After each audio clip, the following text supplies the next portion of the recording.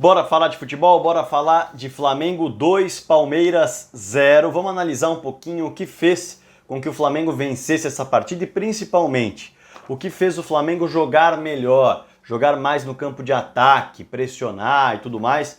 Eu tentei tirar isso na entrevista coletiva do Abel Ferreira, perguntar o que fez com que o Palmeiras tivesse tanta dificuldade para criar, mas ele não quis aprofundar, disse simplesmente que havia um time de muita qualidade do outro lado, com uma pressão muito bem feita e resumiu nisso. E está no direito dele, não é uma crítica a isso, claro. Mas eu vou tentar passar então o que eu pude observar de travas que o Flamengo conseguiu fazer e também do que o Flamengo conseguiu tramar para jogar mais no campo de ataque e para aparecer mais na grande área do Palmeiras.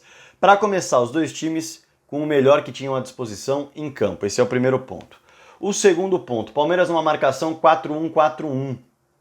O Flamengo, às vezes, tinha uma marcação no 5-1, no 5-4-1, justamente para impedir o que aconteceu no primeiro lance. Mas a gente vai chegar lá. O Flamengo aproveitou desse 4-1-4-1, na minha ótica, com o Danilo à frente dessa primeira linha de 4, da seguinte forma: colocou o Everton Ribeiro e o Arrascaeta justamente ali no meio, para complicar o Danilo, porque naturalmente fica difícil você marcar dois jogadores se você é um só. E aí, além disso, tinha o Gabigol e o Bruno Henrique à frente e os dois laterais que poderiam subir e preocupar a primeira linha de 4. Então, o Flamengo tentou criar superioridade numérica avançando no campo. E o detalhe acabou ficando aí. Mas, antes de falar um pouco dessa movimentação e o resultado que deu, eu quero falar sobre o primeiro ponto que eu anotei. O Palmeiras teve a primeira chance do jogo com o passe do Danilo numa inversão de jogada para o Vinha. E aí o Vinha atacando o espaço nessa inversão de jogada, numa marcação com 4 homens do Flamengo, consegue fazer o cruzamento para o William finalizar. E nessa finalização do William, o Palmeiras perde o primeiro gol. Claro, poderia mudar a partida? Poderia. Mas os times não estavam demonstrando que mudariam a sua postura. Se de fato o Palmeiras atacasse mais no primeiro tempo, conseguisse jogar mais, eu até poderia dizer que esse gol poderia fazer a diferença, porque o Palmeiras seria mais cauteloso, ficaria um pouco mais atrás, porque já tinha uma vantagem no placar, apostaria só na velocidade.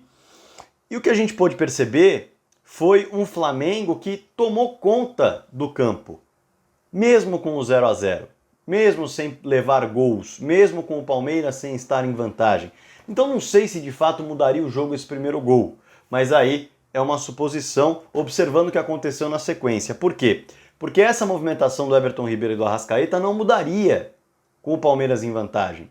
E isso gerou uma superioridade muito grande no campo de ataque do Flamengo, porque aconteceu nas costas dos volantes, aconteceu nas costas do Zé Rafael e do Veiga, dos meio-campistas, melhor dizendo, o Danilo como primeiro volante ali, precisando lidar com os dois. E aí algumas tomadas de decisões erradas também acabaram gerando, além da pressão bem feita do Flamengo, uma superioridade muito grande no primeiro tempo. Porque depois dos 3 minutos, depois desse lance que o Palmeiras criou com essa inversão de jogada, a equipe do Flamengo aos 6 minutos conseguiu fazer o mesmo lance, só que com o Isla pela direita. E aí o Isla consegue ganhar do Matias Vinha na jogada individual, fazer o cruzamento e o Arrascaeta dentro da área. Atenção, Arrascaeta dentro da área, dá uma bicicleta e aparece o Everton para pegar. 11 minutos de jogo, o Gabigol sai na cara do gol. E ele sai na cara do gol justamente por conta dessa movimentação do Everton Ribeiro e do Arrascaeta no meio. Por quê? Porque a bola vem no Isla quando o Palmeiras sobe um pouco a sua marcação. E aí quando o Palmeiras sobe um pouco a sua marcação, o que acontece?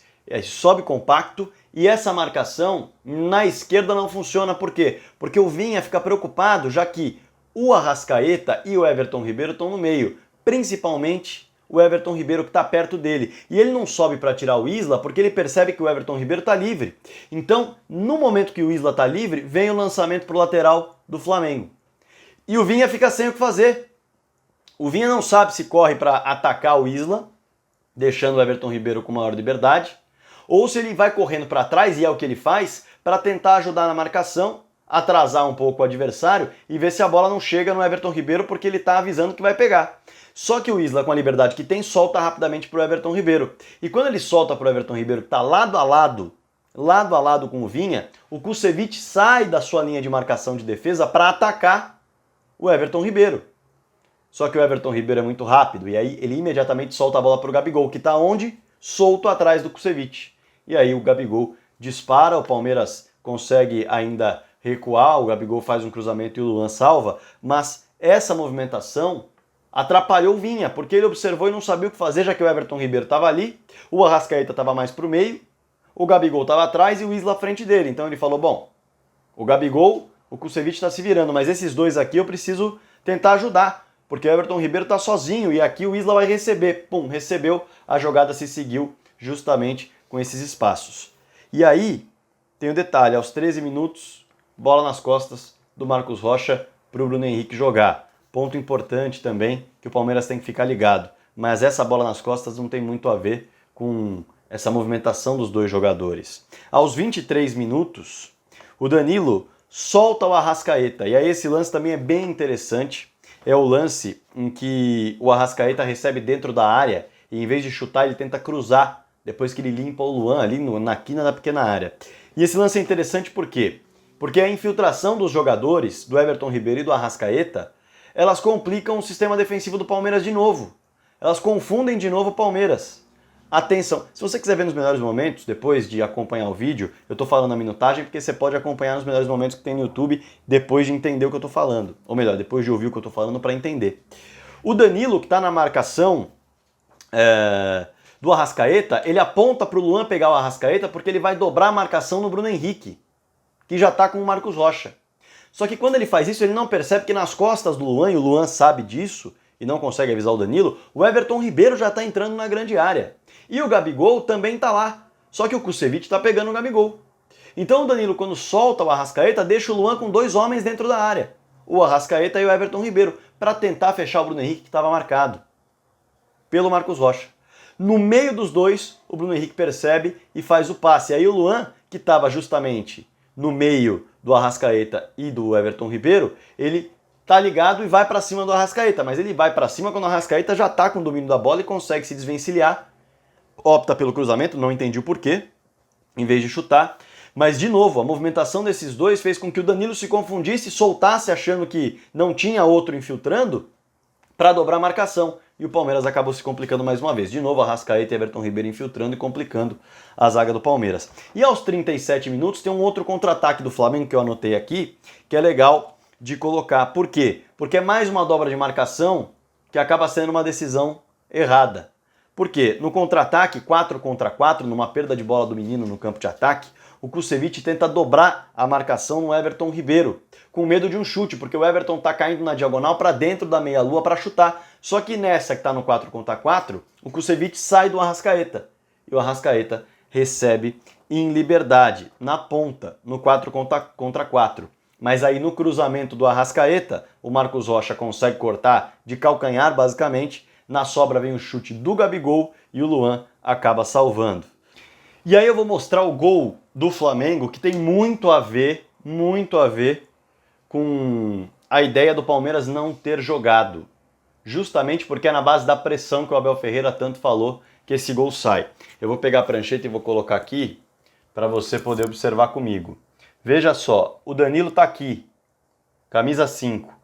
Gabigol e Arrascaeta fechando na marcação. O Marcos Rocha tá fechando aqui, o Zé Rafael aqui, tem os dois zagueiros no meio. O Danilo perde essa bola. E aí, quando essa bola espirra, o Everton Ribeiro já tá ligado. O Gabigol e o Arrascaeta sobem e ele vem para cá. O Marcos Rocha se preocupa em fechar. Nesse momento, que o Zé Rafael já ficou para trás também, o Flamengo tem 1, 2, 3, 4 contra 3. Podem observar em qualquer melhores momentos que vocês tiverem. E aí, o lance continua, claro, com o chute do Everton Ribeiro. Já tá todo mundo aqui, ela sobra para o Bruno Henrique do lado esquerdo. Os zagueiros entram na área, assim como Arrascaeta e Gabigol. Vem o passe rápido, não conseguem a recuperação do zagueiro dos Palmeiras. E aí o bate-rebate, o Luan e o Kusevich se enroscam na finalização que o Everton chega para atrapalhar. Mas a sequência do lance, ela é menos importante na avaliação. A mais importante avaliação é justamente a pressão e a forma como o Flamengo se posicionava no campo de ataque, contando com a vitória na roubada de bola. E por isso o Palmeiras não conseguia jogar. O Palmeiras tinha muita dificuldade para jogar porque a pressão do Flamengo era muito grande. Quando o Palmeiras tentava trabalhar a bola no campo de defesa, o Flamengo tirava os encaixes de passe. Então o tempo todo o Palmeiras aproximava duas opções para fazer o triângulo e o Flamengo tinha fechado essas duas opções e também tinha fechado a tentativa de inversão na base da pressão. Então quando o Palmeiras pegava a bola do lado direito, o lateral que vinha para receber vinha marcado, o meio-campista que vinha para receber vinha marcado e o zagueiro tinha como única opção lançar essa bola. Por quê? Porque quem vinha fechar a marcação em cima dele já vinha pelo lado oposto para que ele não pudesse inverter essa bola. E aí, claro, que o lançamento vai acabar sendo onde o Flamengo direcionou, porque ele já tirou todas as opções, o direcionamento vai para onde o Flamengo quer, já com os encaixes feitos para roubar essa bola longa e desperdiçada. No fim das contas, no segundo tempo, o Palmeiras tem uma melhora porque consegue identificar que tem de trabalhar mais com seus meio-campistas, fazer a bola passar mais pelo meio-campo, e o próprio Flamengo diminui um pouco a intensidade da marcação no começo. E quando diminui um pouco, o Palmeiras começa a jogar no campo de ataque, e o que acontece quando começa a jogar no campo de ataque?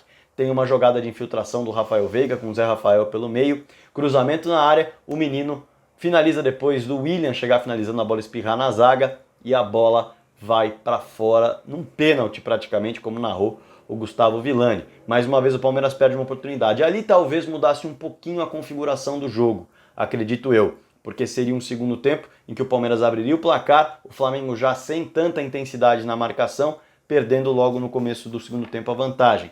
Pode ser que, podia ser na verdade, que mudasse, mas ainda assim é um se, é uma suposição. A verdade é que essa foi a única bola que de fato o Palmeiras teve, mesmo com várias alterações, porque o Flamengo conseguiu encaixar novamente a marcação, mesmo em bloco médio, às vezes em bloco alto, para fazer com que a equipe não jogasse, a equipe do Palmeiras não jogasse. E com isso, aproveitou uma falha muito complicada do Palmeiras. Que falha é essa? A bola aérea. A bola aérea do Palmeiras realmente é complicada e o Breno Lopes foi quem apareceu negativamente nesse quesito dessa vez. Primeiro numa falta, o Gustavo Henrique cabeceia se desvencilhando dele sem muitos problemas para fora, e depois, no escanteio, o Gustavo Henrique novamente se desvencilia tranquilamente do Breno Lopes, cabeceia, ainda tem o desvio, o Zé Rafael tira da área e o PP completa para o gol.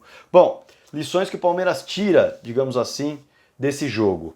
Bola aérea precisa ser muito trabalhada, mesmo que individualmente, para que a equipe não sofra como sofreu contra o Corinthians e não sofra como sofreu contra a equipe do Flamengo, mesmo que tenha sido pouco, porque não utilizou tanto recurso, quando utilizou foi perigoso.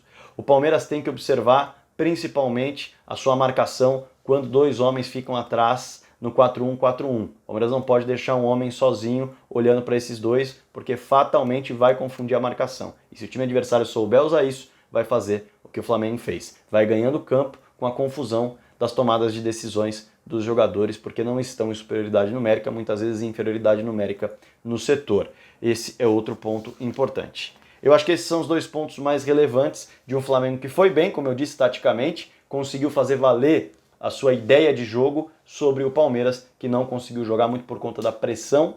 Funcionou muito bem a pressão do Flamengo, como funcionou muito bem o esquema com dois homens e o Danilo só para marcar, tendo os laterais a preocupação. Então, é isso. Se você tem algo mais a comentar, por favor, deixa seu comentário aqui embaixo, eu vou ficar muito contente, já estamos com quase 25 mil inscritos. Se você deixar o seu like, eu vou ficar mais feliz ainda. Inscreva-se no canal, seja membro e bora falar de futebol.